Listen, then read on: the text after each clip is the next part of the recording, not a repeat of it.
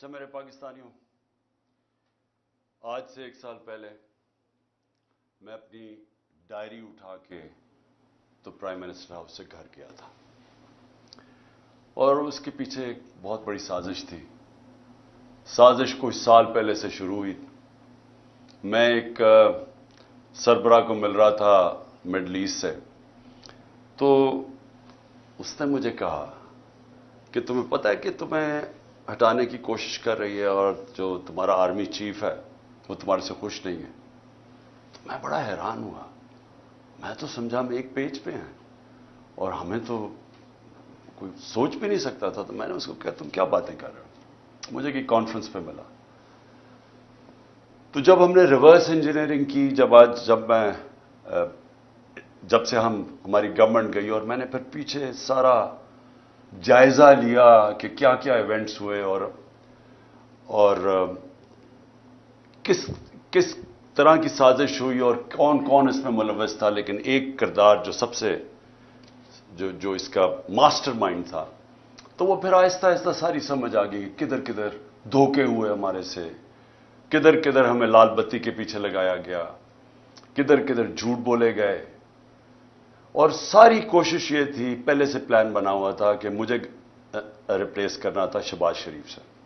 شہباز شریف سے انڈرسٹینڈنگ ہو چکی تھی جنرل باجوہ کی، اور ان کے کیسز ختم کروائے، اس کو سزا ملنے والی تھی۔ ایف آئی اے کیس میں 16 ارب کا کیس، اور پھر نیب کا 8 ارب کا وہ جو فیک اکاؤنٹس کا کیس تھا، تو سزا ہونے والی تھی۔ تو کیسے پھر اس کو پورا بچایا بھی گیا اور پھر اس کو لایا بھی گیا۔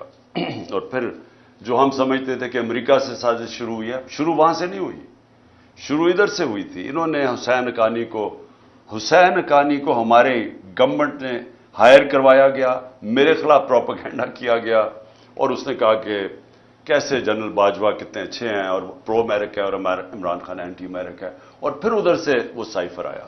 تو یہ خیر ہمیں بعد میں ساری چیزیں سامنے آ گئی۔ اب تو واضح ہے کہ یہ پہلے سے سازش تھی، اور اس کے اندر پھر باقی سارے ملتے گئے، یہ سارے پی ڈی ایم کے لوگ، یہ سب شامل تھے بعد میں۔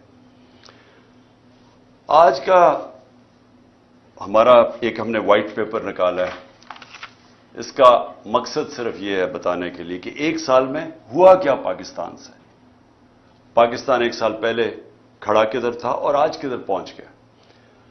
تو میں یہ چاہتا تھا کہ آج اپنی قوم کے سامنے موٹی موٹی چیزیں رکھوں، کہ ایک بند کمرے میں تھوڑے سے لوگوں نے مل کے فیصلہ کر کے آج جدھر پاکستان کو پہنچا دیا ہے، تو قوم کو کم از کم پتہ چلے کہ قوم سے ہوا کیا ہے۔ سب سے پہلے جیسے اور پاکستان کھڑا کدھر، 10 سال پہلے کدھر کھڑا تھا؟ ایک تو اکنامک سروے میں آپ ساری چیزیں دیکھ سکتے ہیں، جو پاکستان کی جو ہر سال معیشت کے اوپر جو ایک سروے چھپتی ہے، اس میں یہ سب چیزیں آ جائیں گی۔ لیکن جو موٹی موٹی چیزیں یہ ہیں کہ ایک اکانومی جو بینکرپٹ تھی 2018 میں، سب سے بڑا بیرونی خسارہ تھا، کرنٹ اکاؤنٹ ڈیفیسٹ تقریباً 20 ارب ڈالر کا۔ یہ پاکستان کی تاریخ کا ہمیں سب سے بڑا خسارہ ملا تھا، اور ریزروز تھے کوئی 8 ارب ڈالر کے رہ گئے، تو روپے پہ پریشر تھا۔ اس مشکل وقت پہ گورنمنٹ ملی، پہلے سال سٹیبلائز کی، دوسرے 2 سال کرونا سے ہمیں ڈیل کرنا پڑا۔ اب کرونا یہ یاد رکھیں کہ دنیا میں جو اس نے تباہی مچائی ہے، دنیا کی اکانومیز میں تباہی مچائی ہے، یہ کبھی سب کے سامنے ہے۔ یہ آپ بڑے آرام سے دیکھ سکتے ہیں کہ منفی میں چلی گئی گروتھ ریٹ، ہندوستان 7% پہ آگے بڑھ رہا تھا، وہ منفی میں چلا گیا۔ تو پاکستان نے جس طرح کرونا کا مقابلہ کیا، دنیا نے اکنالج کیا، دنیا کے world economic forum, economist magazine, ہر فورم کے اندر، ورلڈ ہیلتھ آرگنائزیشن نے اکنالج کیا کہ پاکستان ان چند ملکوں میں تھا، ٹاپ 3 ملکوں میں، جنہوں نے سب سے بہتر طریقے سے اتنا بڑا ایک کرائسس تھا اس کو سنبھالا۔ میں یہ صرف سوچ رہا ہوں کہ جو ان کی 1 سال کی کارکردگی ہے، اگر یہ خدا نہ خواستہ ہوتے تب تو انہوں نے کیا کرنا تھا؟ انہوں نے جو ملک سے ابھی کیا ہے، سوچیں ابھی تو کرائسس تو ان کو کوئی ملا ہی نہیں ہے، کرائسس تو سارے ہمیں ملے تھے، کیونکہ کورونا کا کرائسس ہم نے ڈیل کیا. انہوں نے جو بینکرپٹ کر کے گئے وہ ہم نے اکانومی کھڑی کی.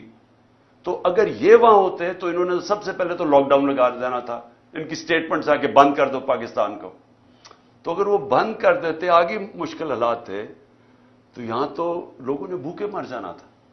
تو ہم نے جو سمارٹ لاک ڈاؤن ان کی تنقید بھی سنی، تو شکر کریں کہ یہ اللہ نے ان کو تب وہاں نہیں رکھا ہوا تھا. اس کے بعد آخری 2 سال 5.7% پہ ہماری اکانومی اوپر گئی اور 6% پہ اوپر گئی. اور یہ یاد رکھیں کہ 17 سال میں بہترین پاکستان کی اکنامک پرفارمنس تھی. ہمیں پرابلمز آ رہے تھے. پرابلمز کیا تھا کہ دنیا میں کرونا کی سپلائی سائڈ کی رکاوٹ کی وجہ سے جو اوپر گئی، وہ جس کو کہتے ہیں کموڈٹی سپر سائیکل، انرجی کی قیمتیں اوپر چلی گئیں، گیس کی سب سے زیادہ، تیل کی، کوئلے کی، سب اوپر چلی گئی. اور اس کی وجہ سے ساری دنیا کے اندر مہنگائی آئی. تو ہم بھی مہنگائی سے ڈیل کر رہے تھے. ہمیں مسلسل انہوں نے کہا کہ مہنگائی میں ملک تباہ ہو گیا. لیکن یاد رکھیں کہ سب سے بڑا جو چیز مہنگائی کرتی ہے وہ تیل ہے. تو ہمارے زمانے میں آخری سال میں $110 سے $115 پہ تیل چلا گیا تھا. ان کے دور میں ابھی $65 تھا، اور اب کبھی $70 ہوتا ہے، $80 پہ سنا ابھی گیا ہوا ہے. تو فرق دیکھیں کہ تیل کا تب کتنا مہنگا تھا، اب کتنا مہنگا. تو ان کا تو کوئی اتنا بڑا کرائسس نہیں تھا. ہم نے سب سے زیادہ کرائسس ڈیل کیے. اور اس کے باوجود جب ہماری گروتھ ریٹ تھی 5.7 اور 6%، یہ 17 سال میں پاکستان کی بہترین گروتھ ریٹ تھی. اور یاد رکھیں اس سے پہلے جو تھی، امریکن ڈالر آ رہے تھے وار آن ٹیرر میں. اس سے پہلے جنرل ضیاء الحق کے تب پھر ڈالرز آ رہے تھے افغان جہاد میں. اس سے پہلے ایوب خان کی سیٹوں سینٹوں میں پھر امریکن ڈالر آ رہے تھے. یہ امریکن ڈالرز آنے کے بغیر پاکستان کی گروتھ 5.7 اور 6% تھی. جو ہم نے تیل کی قیمتیں، پٹرول اور ڈیزل کی قیمت نیچے رکھی، وہ کیوں رکھی تھی؟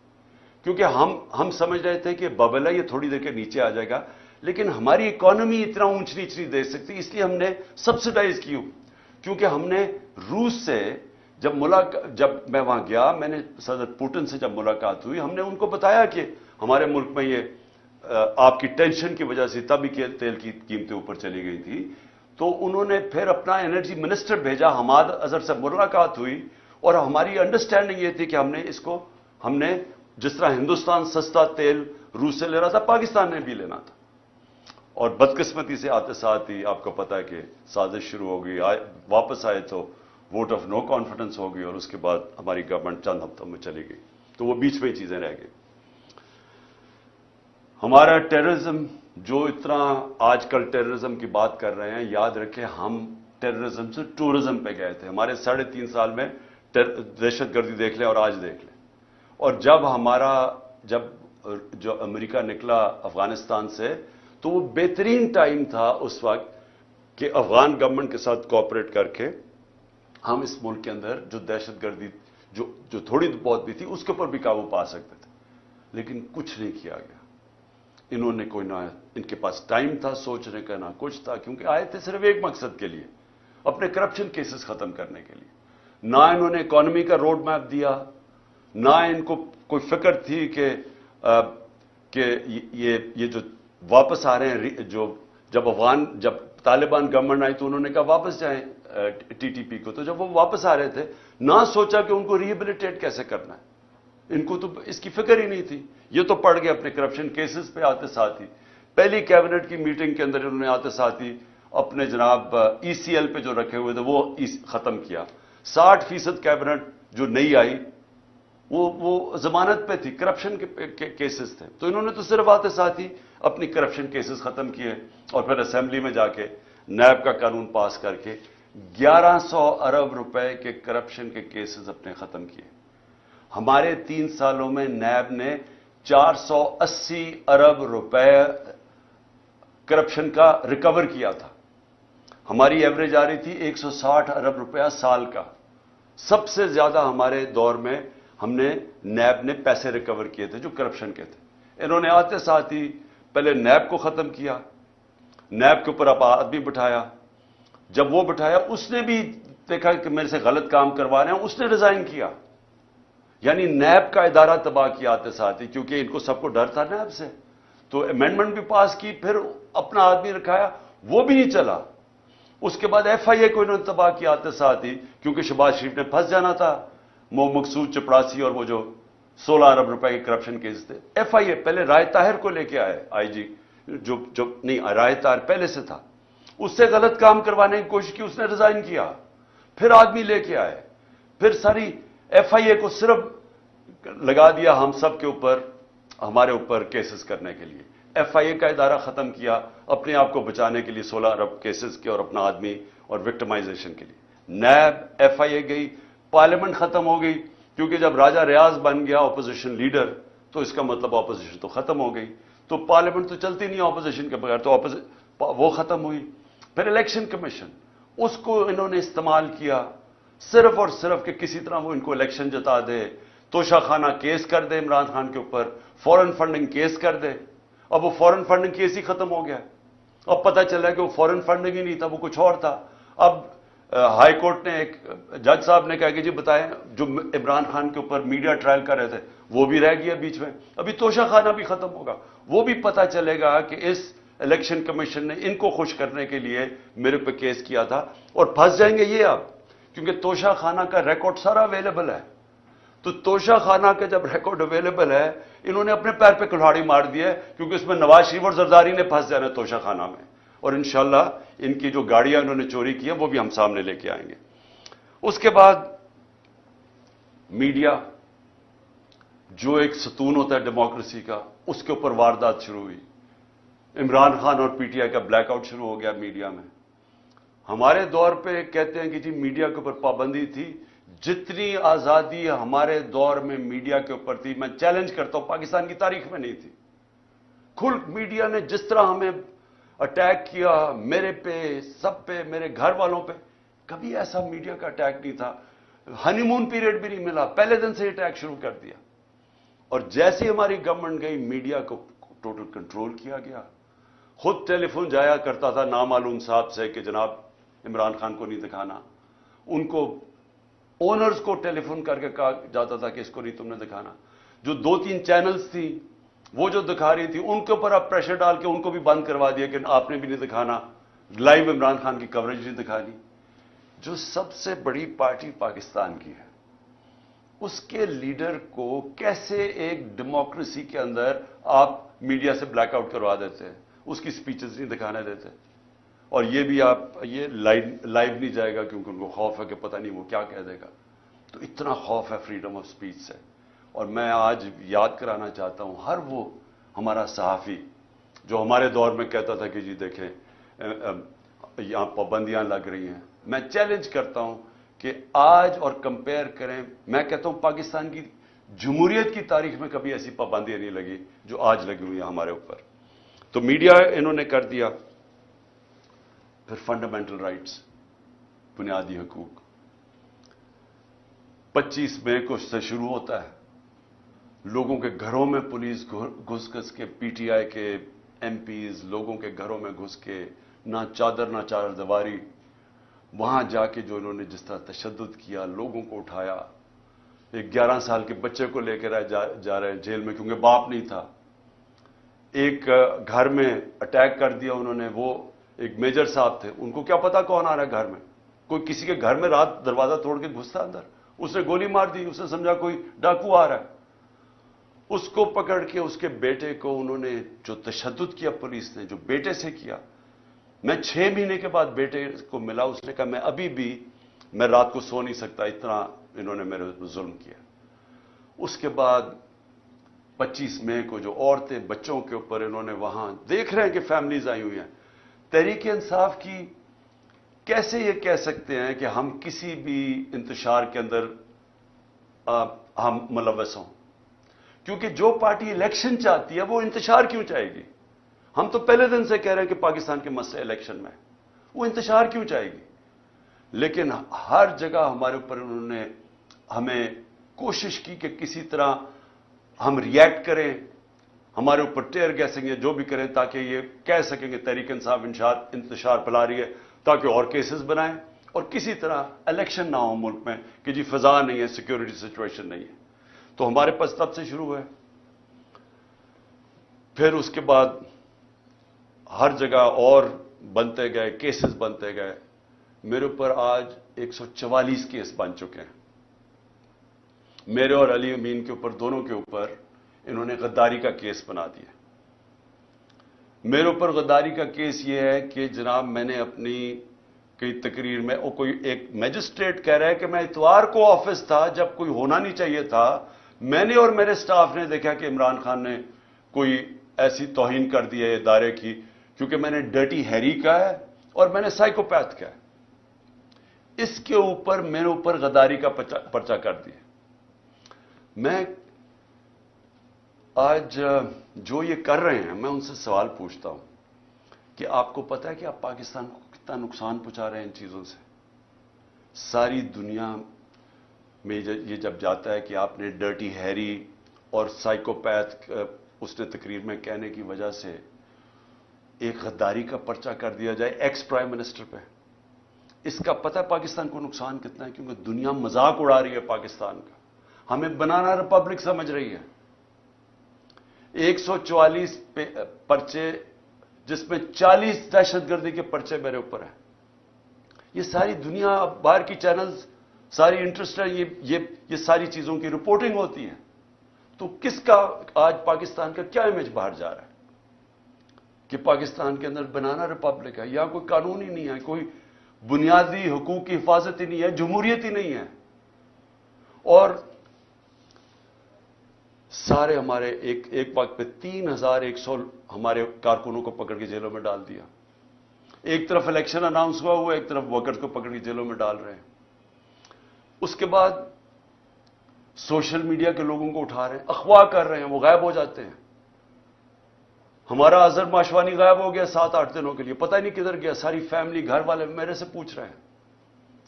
پوری طرح اس ملک کو سمجھنا چاہیے کہ جب یہ مسنگ پرسن ہوتا ہے، یہ جو بلوچستان میں روتے ہیں لوگ، یہ جو کراچی میں لوگ کہتے ہیں کہ یہ اٹھا کے لے گا کسی کو، اس گھر کے اوپر کیا گزرتی ہے جب آپ کسی کو اٹھا کے اغوا کر لیتے ہیں. اور پھر اعظم سواتی سے جب اس کو ٹارچر کیا جاتا ہے، اس کو کسٹوڈیل، پہلے تو اس کو بچوں کے سامنے، اس کے پوتے اور پوتیوں کے سامنے مارتے ہیں آ کے 3 بجے گھر میں گھس کے، پھر اس کو اٹھا کے لے جا کے ننگا کر کے ٹارچر کرتے ہیں 75 سال کے آدمی کو. اس کے اندر اتنا غصہ ہے آج، کیونکہ جب آپ کسی سے اس طرح ذلیل کرتے ہیں، آئین کا جو آرٹیکل 14 ہے جو رائٹ ٹو ڈگنیٹی دیتا ہے، ہمیں ہماری عزت نفس کی حفاظت کرتا ہے، جب آپ اس کو ننگا کر کے ایک ٹویٹ کے اوپر کہ اس نے باجوہ کو کہہ دیا کہ NRO 2 آپ نے دیا ہے، اس کے اوپر اس کو ننگا کر کے اس کو تشدد کرو، سوچو کہ اس کا کیا امپیکٹ گیا، ہماری پارٹی پہ کیا امپیکٹ گیا. اور سب کو پتا کون اس کے پیچھے تھا. پولیس نہیں تھی، نامعلوم افراد نے یہ کیا. گل سے یہی کیا. شہباز گل کو بھی اٹھا کے لے کے گئے، 2 دن رکھا، تشدد کیا اس کو. ایک یونیورسٹی کا پروفیسر ہے، اس کو پکڑ کے انہوں نے تشدد کیا. کدھر گئے فنڈامنٹل رائٹس؟ کوئی پوچھنے والا نہیں. خوف ہے ساری جگہ کہ او ہو جی نامعلوم نے اٹھا لیا. خوف ہے ان کا کہ کوئی سب ان کے سامنے ڈرتے ہیں. سوشل میڈیا کے بچوں کو پکڑا، کسی کو کبھی کوئی اٹھا لے، ان کی عجیب عجیب خبریں آئیں، پکڑ کے وہی ننگا کر کے ان کو ذلیل کر کے ان کو پھر گھر واپس دے کہ آپ نے کچھ نہیں کہنا، آپ نے کسی کی تنقید نہیں کرنی. کوئی یہاں ایک ایسے انٹچبلز ہیں، ان کا نام بھی نہیں آپ نے لینا. یعنی یہ کوئی مشرف کے مارشل لا کے اندر ہم نے کبھی اس طرح کی سختی نہیں دیکھی. میں نے کبھی اس طرح، میں اپوزیشن میں تھا، کبھی میں نے اس طرح کا ظلم نہیں دیکھا جو ہمارے اوپر ہوا اور ہوتا جا رہا ہے، رکتا نہیں ہے. ہمارے جو لوگوں کو اٹھاتے ہیں وہ سب بتاتے ہیں، ان کو پکڑ کے لے جاتے ہیں. روزوں میں انہوں کو اٹھایا، نہ ان کو روزہ کھولنے دیا، گندا پانی دیں، پھر کوئی نامعلوم افراد آ جائے ان سے پکڑ کے لوگوں کو ان کو پھینٹا لگایا ان کو. اور پولیس کا میں یہ کہہ دوں کہ زیادہ تر پولیس ہمارے ساتھ سمپیتھیٹک تھی. لیکن میں اب اپنے گھر کا بتانا چاہتا ہوں کہ میرے گھر کے اوپر جو یہاں اٹیک ہوا. دیکھیں پہلے آپ سمجھ جائیں کہ وہ ہوا تھا، ایشو تھا کیا، وہ وارنٹ کس چیز کی تھی. وارنٹ یہ تھی کہ ایک میجسٹریٹ کے کورٹ نے کہا کہ عمران خان کو وہاں ایک کیس کے اندر اپنی حاضری دینی ہے بیل کے لیے. میں کیوں نہیں جا سکا؟ پہلے مجھے گولی لگی ہوئی تھی. 3.5 مہینے میں میری ٹانگ ٹھیک نہیں تھی، ٹریول نہیں کر سکا. اس کے بعد میں نے ساری عدالتوں میں، ہائی کورٹ اسلام آباد جانا شروع کیا. اس عدالت میں اس لیے نہیں جا سکا کیونکہ وہ کچہری میں، ایف8 کچہری میں جدھر وہ عدالت ہے ادھر 2 دفعہ دہشت گردی کے حملے ہوئے ہیں. ججز اور وکیل وہاں مر چکے ہیں اس میں. اس لیے ہماری سیکیورٹی، کیونکہ گورنمنٹ کا کام ہے مجھے سیکیورٹی دینا، یہ دے نہیں رہے. انہوں نے جو پرائم منسٹر کی بھی سیکیورٹی تھی، ایکس پرائم منسٹر، وہ بھی ہٹا لی ہے، اور اس جگہ کے اوپر سیکیورٹی تھی نہیں. تو ان سے وکیلوں نے درخواست کیا میجسٹریٹ کو کہ وہ آپ دوسرے عدالت میں چلے جائیں تو ہم آ جائیں گے. اس کے اوپر اس نے میری وارنٹ نکال دی.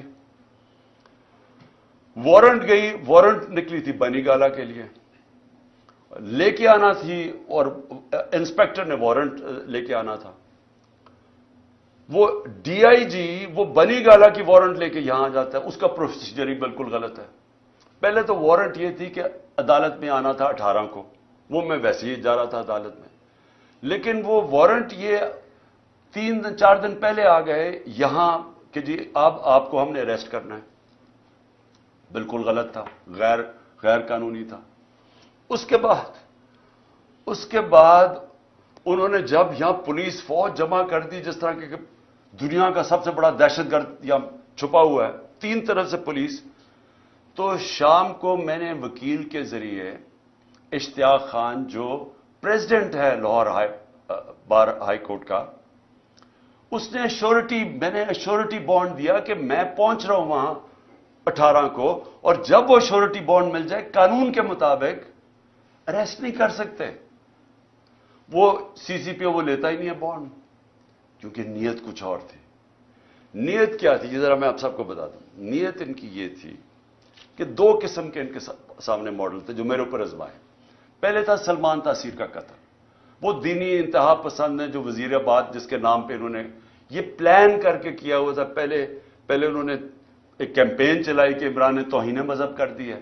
میں نے تب پبلک میں کہا کہ یہ اب سلمان تاثیر ٹائپ قتل کرائیں گے میرا دینی انتہا پسند سے، اور وہی ہوا. وہ اس نے میرے پہ واردات کی وزیر آباد میں. اس کے بعد کور اپ کیا گیا.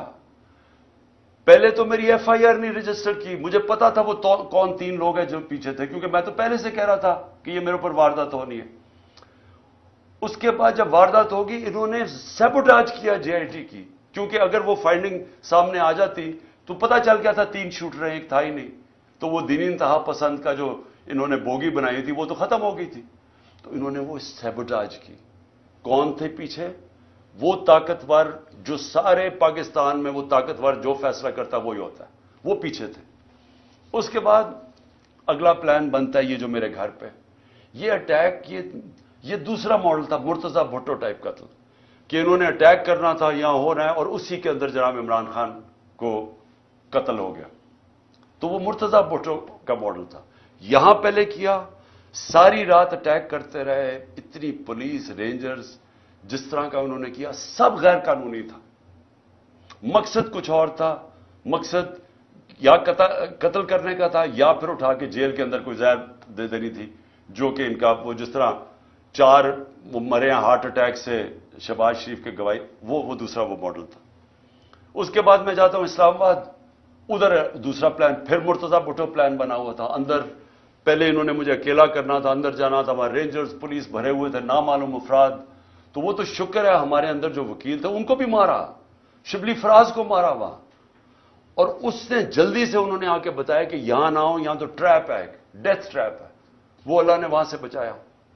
تو یہ سارا پلان بنا ہوا تھا عمران خان کو راستے سے ہٹانا. وہ کیونکہ 37 میں سے 30 بائی الیکشن ہم جیت چکے تھے. پاکستانی قوم ہمارے ساتھ کھڑی ہو گئی تھی. ڈر ان کو الیکشن سے لگ چکا تھا.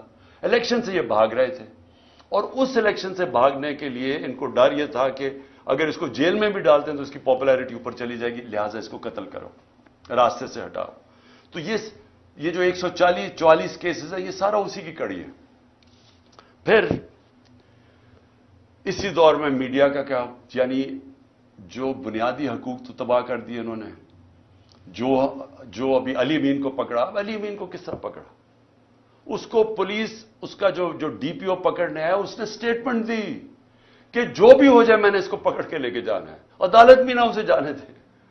یعنی ایسا کہ ٹارگٹ کر کے جو مین لوگ ہیں عمران خان کے ساتھ، ان کو پکڑ کے جیلوں میں ڈالنا ہے. اگر عمران خان نہیں تو مین لوگوں کو جیلوں میں ڈالو. اچھا، اس کے بعد معاشیت. اب ذرا معیشت کیا تھی؟ میں نے شروع میں آپ کو بتایا کہ اکانومی گرو کر رہی تھی. انڈسٹری 17 سال میں لارج سکیل مینوفیکچرنگ انڈسٹری 10% کی ریٹ پہ گرو کر رہی تھی، 10% پہ، جو کہ بڑی انڈسٹری ہوتی ہے جس سے سب سے زیادہ روزگار ملتا ہے. 3 سال میں 55 لاکھ لوگوں کو مزید روزگار ملا. یہ بھی ورلڈ بینک کی ہے. اور ہمارا جو زراعت ہے وہ 4.5% پہ گرو کر رہی تھی. 2 سال مسلسل بمپر کراپس ہوئی. کیوں؟ کیونکہ ہم نے پیسہ، گنا کا جو فصل تھی اس کا پورا پیسہ دینے دیا. ہم نے شوگر مل مافیا کو، جو بیچارے کسان کو کے اوپر ظلم کرتے ہیں، اس کے حق مارتے ہیں، ہم نے ان کو ٹائم پہ پیسے دلوائے، پوری قیمت دلوائے. انہوں نے پیسہ اپنی زمینوں پہ لگایا. تو سب سے زیادہ پیسہ زراعت میں گیا ہمارے دور میں، اور اس کی وجہ سے انہوں نے، ہماری فصلیں بھی زبردست ہوئی، زراعت بھی بڑھ رہی تھی، انڈسٹری بھی بڑھ رہی تھی. آئی ٹی کی ایکسپورٹس جو مستقبل ہے 75% 2 سالوں میں بڑھی. تو ملک تو صحیح راستے پہ جا رہا تھا، ریکارڈ ہماری ٹیکس کلیکشن ہو رہی تھی. تو اب کیا حالات ہیں معیشت کے؟ 6% سے ورلڈ بینک کے مطابق 0.4% پہ گروتھ ریٹ نیچے چلی گئی. اس سے ورلڈ بینک کی رپورٹ ہے کہ 40 لاکھ لوگ غربت کی لکیر سے نیچے چلے گئے. مہنگائی جس کے اوپر سارا شور مچا ہوا تھا ہمارے دور میں، یاد رکھیں کہ ہمارے دور میں جو مہنگائی کی اصل وجہ تھی وہ تیل تھی. تیل ہمارے دور میں 110 سے $115 بیرل پہ کیا تھا. یہ نیچے آ کے $65 سے آپ کوئی $80 کے بیچ میں ہے. تو اس دور کے اندر ہماری مہنگائی تھی، جو انفلیشن تھی، وہ 12% تھی. ان کے دور میں وہ پہنچ گئی تقریباً 35%. اور جو کھانے پینے کی چیزیں ہیں وہ 1 سال میں 50% بڑھی ہیں. آپ جو چیز عام آدمی کو سب سے افیکٹ کرتی ہے وہ ہے آٹا. آٹے کا 20 کلو کا بیگ اگر آج آپ دیکھیں، اور ہمارے مقابلے میں ہمارا تھا 1140 روپے کا، آج وہ بیگ پہنچ گیا ہے 2800 روپے کا. تو جو عام آدمی ہے، جو اب آٹے کی لائنیں دیکھ رہی ہیں اور لوگ دیکھ رہے ہیں بیچارے آٹا لیتے ہوئے، جو 20 سے زیادہ لوگ مر چکے ہیں.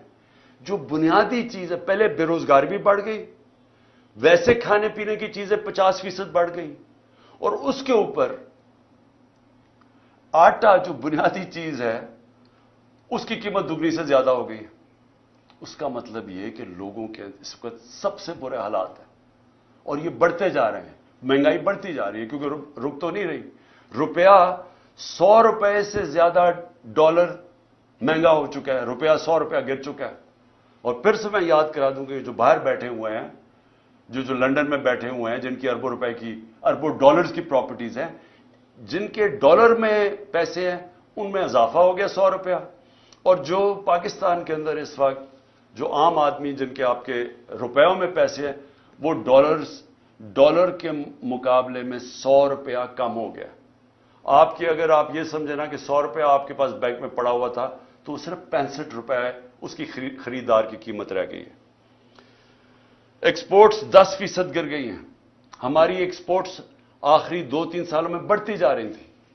اب بجائے بڑھنے کے ایکسپورٹس 10% کم ہو گئی ہیں.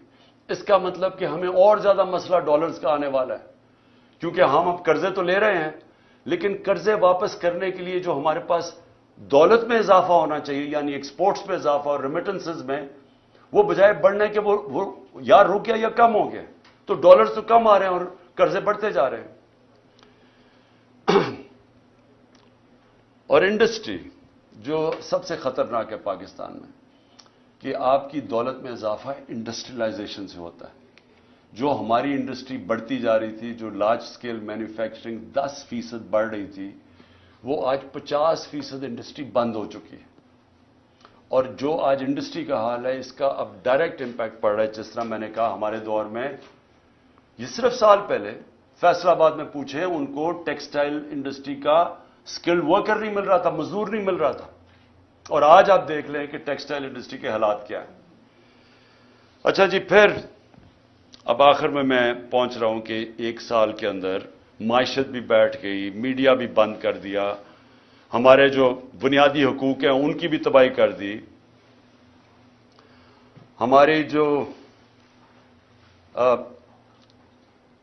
ہماری جو ٹیررزم ہے پاکستان میں, جو ٹورزم کی طرف چلے گئے تھے, باہر کی برٹش ایئرویز, باہر کی airline, Virgin Atlantic airlines آنی شروع ہو گئی تھی پاکستان میں, کرکٹ ٹیمز آنی شروع ہو گئی تھی, وہ آج پھر دہشت گردی بڑھتی جا رہی ہے. کیونکہ امن تھا تو یہ سب آ رہے تھے, تو ان کے دور میں دہشت گردی بڑھتی جا رہی ہے. اب آخر میں اپنی بات ختم کرتا ہوں. اب پاکستان کدھر جا رہا ہے؟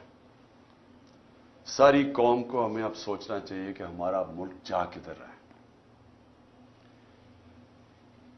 سارے ادارے ہمارے گئے, پارلیمنٹ ہماری گئی. جس طرح پھر سے دیکھیں, ملک چلتا ہے اداروں کے اوپر.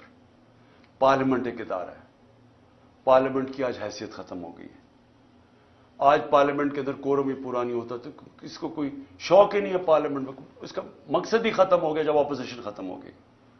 لیکن جو گورننس کے ادارے ہیں وہ گئے ہیں. جب آپ کی الیکشن کمیشن کے اوپر اعتماد اٹھ جائے, جب نیب ختم ہو جائے, جب ایف آئی اے ختم ہو جائے, جس نے انویسٹیگیٹ کرنا ہے کرپشن, ان کو صرف استعمال کرو وکٹمائزیشن کے لیے. کیئر ٹیکر گورنمنٹ, اب کیئر ٹیکر گورنمنٹ بھی ایک ادارہ ہے. وہ کیئر ٹیکر گورنمنٹس بنی اس لیے تھی کہ یہ نیوٹرل ہوں گی, تاکہ نیوٹرل گورنمنٹ نیوٹرل امپائر بنیں گی الیکشنز کروانے کے لیے. یہ اس لیے بنی تھی. یہ جو کیئر ٹیکر گورنمنٹ بنی ہے, کوئی تصور کر سکتا ہے اس طرح کے لوگوں کو کوئی نیوٹرل کہہ سکتا ہے؟ 3100 کارکنوں کو پکڑ کے جیل میں ڈال دیں, میرے گھر پہ حملہ کر دیں. میں جاتا ہوں اسلام آباد, پیچھے میری بیوی اکیلی گھر پہ, وہ پورا دعویٰ بول دیتے ہیں, مارتے ہیں ان کو, نوکروں کو مارتے ہیں, خنسامے کو لے جاتے ہیں. اچھا, خنسامے سے سوال کیا پوچھتے ہیں یہ نامعلوم افراد؟ یہ بھی سن لیں کہ جی عمران خان کے جو گھر پہ جو کمرے میں اس کے شیشے لگے ہوئے ہیں, اس خنسامے سے پوچھ رہے ہیں کیا وہ بم پروف ہیں یا بلٹ پروف ہیں. پھر اس سے پوچھ رہے ہیں کہ جناب کتنا راستہ ہے کچن سے عمران خان کے بیڈ روم کی طرف.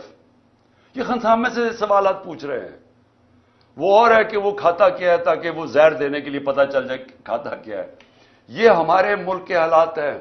وہ بیچارے خنسامے کو مار مار کے وہاں پہلے لے جاتے ہیں. اب یہ سوال پوچھ رہے ہیں اس سے, اور اس بیچارے غریب آدمی کو پھر اپنا ایسٹ بنانے کی کوشش کر رہے ہیں کہ تاکہ آگے سے جاسوسی کریں ان کی. پہلے بھی میرے جو اسلام آباد کے جب میں پرائم منسٹر تھا, وہ دونوں میرے جو نوکر تھے, میرے جو گھر میں کام کرتے تھے, ان دونوں کو پے رولز پہ رکھ لیا نامعلوم افراد نے. ان سے بھی یہ پوچھتا ہے کھانا کیا کھاتا ہے. یہ سوچیں, یہ ملک کے حالات ہیں کہ کیا اگر مارنے کی آپ نے کوشش کر رہی ہے تو کوئی عقل سے ہی کر لیں, کسی تھوڑی سی عقل ہی استعمال کر لیں. اس طرح بھونڈے طریقے سے کھلے عام کبھی وہ پورا گھر پہ دعویٰ بول دیتے ہیں, وہاں ادھر کر دیتے ہیں, یا پھر زہر کی, اچھا جی کھانا کیا کھا رہا ہے, اور پھر گھر کا جی بلٹ پروف ہے یا بم پروف ہے اس کا کمرہ. تو میں آج آخر میں یہ پوچھنا چاہتا ہوں کہ ہم جا کدھر رہے ہیں. ادارے جب ایک ملک کے ختم ہو جاتے ہیں, ملک ختم ہو جاتا ہے. ملک چلتا ہے اداروں کے اوپر, آپ کی بیوروکریسی کے اوپر, آپ کا جوڈیشل سسٹم کے اوپر. وہ ادارے جو گورننس کے ادارے ہیں, پولیس کا ادارہ ہے, پولیس سے یہ کام کروانے جا رہے ہیں. اچھا, پولیس ہمیں خود آپ آ کے کہتی ہے جی یہ بڑا غلط کر رہے ہیں, ہم نہیں کر رہے, ہمیں پیچھے سے حکم ہے. اب یہ پیچھے سے نامعلوم افراد بیٹھے ہوئے ہیں, وہ پیچھے سے ان سے کام کروا رہے ہیں. پولیس والے اب کہتے ہیں. وہ جب ہمارے لوگ جیل میں گئے, انہوں نے کہا جی پولیس نہیں کرتی تھی, وہ بعد میں نامعلوم افراد آتے تھے شلوار قمیض میں, وہ آ کے ان کے اوپر تشدد کرتے تھے. یہ ہے آج پاکستان کا حال. اور کس کو یہ اوپر رکھ رہے ہیں؟ اس ملک کے نامور ڈاکوؤں کو,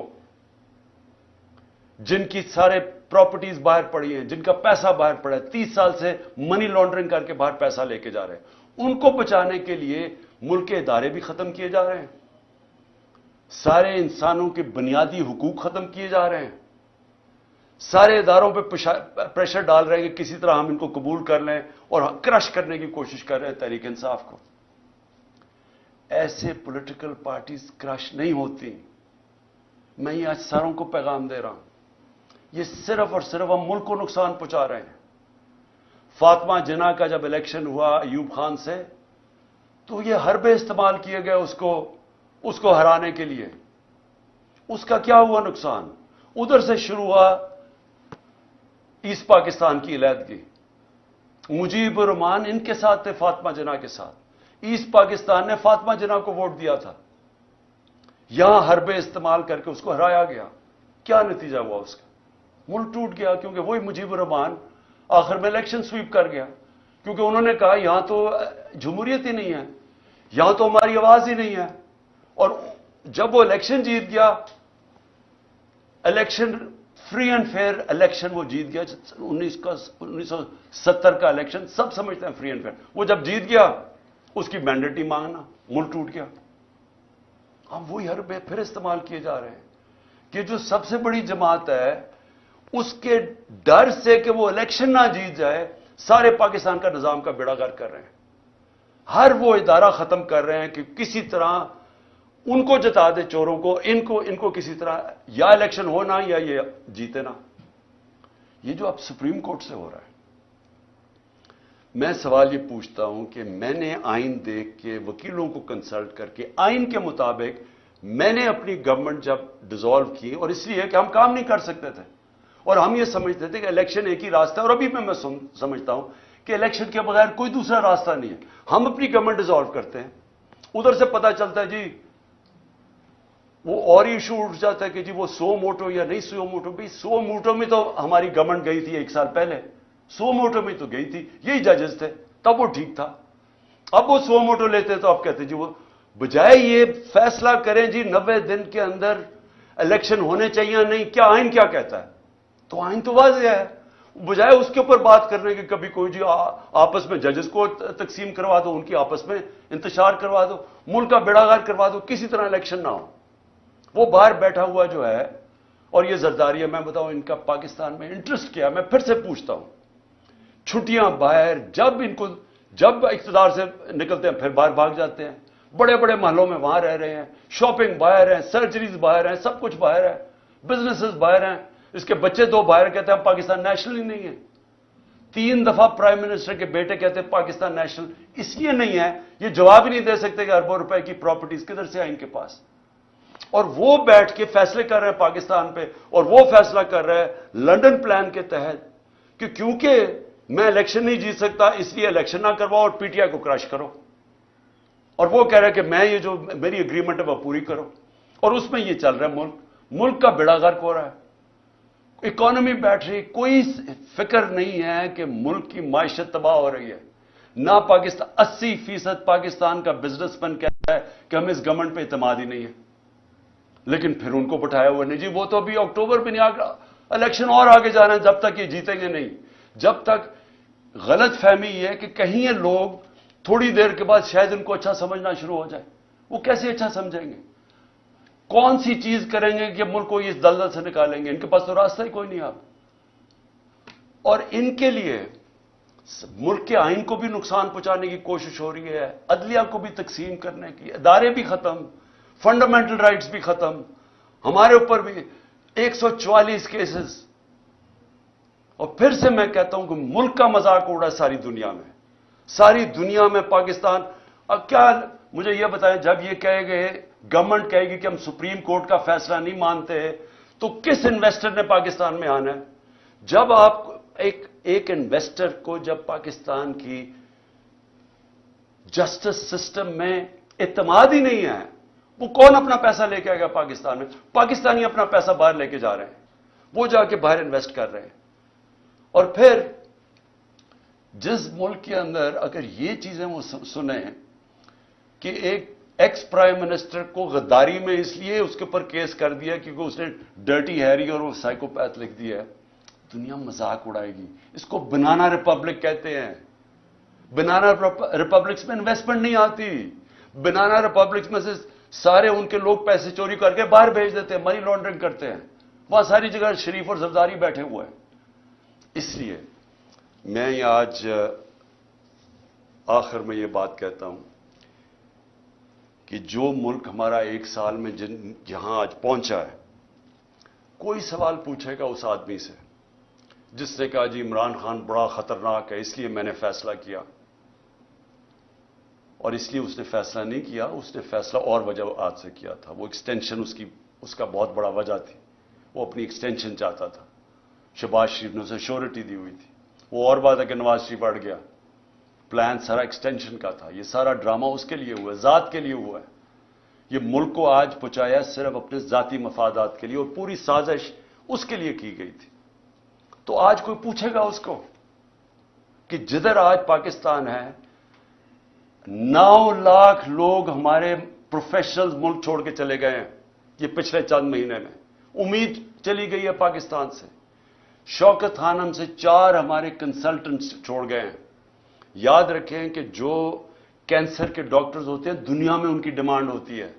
بڑی مشکل سے ہم ان کو لے کے آتے ہیں پاکستان, کیونکہ ایک کہیں معمولی سا بھی جو آنکولوجسٹ ہوتا ہے کینسر کا ڈاکٹر, اس کی معمولی سے کہ بھی وہ تنخواہ ہوتی ہے جو ہم پاکستان میں نہیں دے سکتے, تو مشکل سے ان کو لے کے آئے. تو یہ جو حالات دیکھ کے 4 ہمارے ڈاکٹر چھوڑ کے چلے گئے, مایوس ہو گئے ہیں. تو کیا کوئی اس کو ذمہ دار ٹھہرائے گا کہ تکبر کے اندر فرعون بنا ہوا کہ میں نے فیصلہ کیا جی ملک کی بہتری کیا ہے, اور اس کے لیے آج جو ہمارے حالات ہیں کوئی اس کو کوئی ادارہ ذمہ دار ٹھہرائے گا؟ کیا یہ قانون سے اوپر ہے؟ ان کو کوئی پوچھ نہیں سکتا. حمود الرحمان رپورٹ 25 سال کے بعد جو ملک ٹوٹ گیا تھا ہندوستان میں چھپی تھی, پاکستان نہیں آئی تھی, کیونکہ وہ یہ سمجھتے ہی نہیں ہیں کہ جب تک ایک معاشرے میں تنقید نہیں ہوتی معاشرہ آگے نہیں بڑھ سکتا. جو ساری ڈکٹیٹرشپس دنیا میں فیل ہوئی ہیں ان کی سب سے بڑی وجہ ہے کہ ڈکٹیٹرشپس کے اندر تنقید نہیں ہوتی. جب تنقید نہیں ہوتی معاشرہ سکڑ جاتا ہے. یہ جو جمہوریت کی خوبی ہے یہ کہ وہ تنقید ہوتی ہے اور تنقید سے اپنی صلاحیت کرتا ہے معاشرہ. یہاں جب تک ہم یہ سمجھیں گے کہ جی وہ ایک سپر کنگ تھا, وہ جو مرضی فیصلہ کرے, ذمہ دار کسی اور کو ٹھہراؤ, اور وہ آرام سے کسی باہر والے ملک میں اچھی ہوائیں لیتا پھرے, کبھی بھی ملک آگے نہیں بڑھے گا. اور آج خاص طور پہ پاکستان کی اس برے وقت میں جو سب سے خوشائن چیز وہ یہ کہ پہلی دفعہ میں نے 1 سال میں جو چیز چینج دیکھا ہے کہ ہماری عوام جاگ گئی ہے, ایک شعور آ گیا ہے.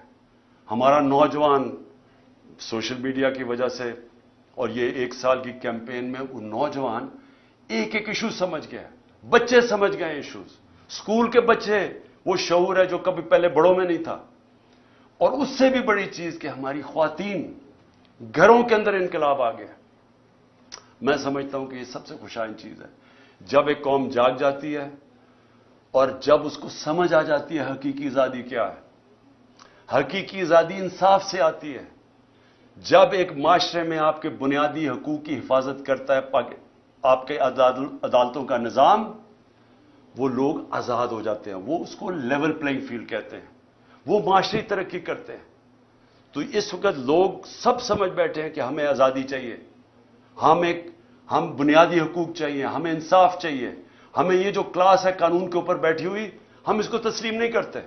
یہ جو چھوٹے سے لوگ ہیں جو ملک کے فیصلے کرتے ہیں, چوری کریں تو NRO مل جاتا ہے, قانون توڑیں تو اپنی FIR, ex prime minister FIR نہیں درج کروا سکتا کیونکہ وہ خاص کوئی آدمی تھا جس نے جو مرضی کرے تو اس کو ہمارا قانون کا نظام نہیں پکڑ سکتا. یہ ہے ظلم پاکستان کا, اور یہ جب تک چینج نہیں ہوگا ملک کا کوئی مستقبل نہیں ہے. جب تک ہم اس ملک میں رول آف لا نہیں لے کے آتے. 1 سال کا ہمارا تجربہ یہ ہمیں بتاتا ہے کہ رول آف لا جس معاشرے میں نہیں ہے اس میں تباہی ہے. اور 1 سال میں جو قتل ہوا ہے وہ رول آف لا قتل ہوا ہے. ان چوروں کو اوپر بٹھانے کے لیے اس ملک کے اوپر جو ظلم ہوا ہے وہ یہ ہوا ہے کہ ان کے لیے ایک اور قانون بن گیا, इनकी सारी चोरियां माफ हो गई हैं। वो एक खातून फिरी जाती है, वो खुले आम अदलिया को बुरा भला कह रही है, जजेस को बुरा भला कह रही है, वो कोई नहीं पकड़ सकता उसको, क्योंकि वो उसको उस कैटेगरी में रख दिया है, वो कानून से ऊपर है। वो चोरी भी करे, आज तक नहीं बता सके कि लंदन में अरबों रुपए की प्रॉपर्टीज किधर से आई हैं, वो नहीं बता रहे। वो सिर्फ ये कह रहे हैं किसी की जुर्रत कैसे पड़ी कि हमें सवाल भी पूछ लिया। वो ये ऊपर ये खास लोग हैं, बाकी लोगों के पास हुकूक ही नहीं है। और जब मर्जी जेल में पकड़ो, रात को उठा लो, घरों में घुस जाओ, 3 बजे उठा लो। एक एक्स प्राइम मिनिस्टर के घर 26 घंटे हमला किया गैर कानूनी तौर पे, सिर्फ उसको या उसे कत्ल करना था और या पकड़ के जेल में डालना था, और कोई कानूनी हैसियत नहीं थी उसकी। आप तमाशा देख रहे हैं, सारी दुनिया तमाशा देख रही है। तो हमारी जो जंग है हकीकी आजादी की है, और मैं समझता हूं कि क्योंकि कौम जाग चुकी है, ये जो भी करेंगे, अदलिया के ऊपर हमले करेंगे, कौम अदलिया के साथ खड़ी है। पाकिस्तान की वकला कम्युनिटी को खड़ा होना पड़ेगा अदलिया के साथ, क्योंकि अगर आइन गया तो कौम खत्म। और दूसरी चीज कि ये जो कर रहे हैं हमारे, जो लोगों को पकड़ है, अली मीन को जो पकड़ा है, जो केसेस कर रहे हैं, लोगों को जेलों में डाल रहे हैं, मैं आखिर में ये कहना चाहता हूं कि मेरी कौम तैयार हो जाए कि अगर इनका ख्याल है कि हम चुप करके एक, या तो उन्होंने इलेक्शन नहीं करवाने, तब भी हमें सड़कों पर निकलना पड़ेगा, और अगर इन्होंने, और पुरअमन तरीके से, और अगर इन्होंने इलेक्शन करवाए और ये सबको अंदर बंद कर दिया, सारों को जेलों में डाल दिया, कारकुनों को जेलों में डाल दिया, कैंडिडेट्स को हरासा किया, ताकि हमारे हाथ बांध के अगर हम इलेक्शन लड़ें, और इनका ख्याल है कि हम चुप करके बैठे रहेंगे, फिर हमें सड़कों पर निकलना पड़ेगा। और मैं अपनी कौम को यह कहना चाहता हूं, हम हर चीज के लिए तैयार होना चाहिए। और हम अगले दिनों में हम देखेंगे किस तरह जा रहा है। अगर हमने देखा कि ये इसी तरह ही या इलेक्शन से भाग रहे हैं, क्योंकि इलेक्शन से तो भाग रहे हैं, अगर इन्होंने भागने की कोशिश की अदलिया को तकसीम करके, और या फिर इन्होंने हमारे ऊपर इसी तरह के हरबे इस्तेमाल किए, हम सब सड़कों पे होंगे। पाकिस्तान जिंदाबाद।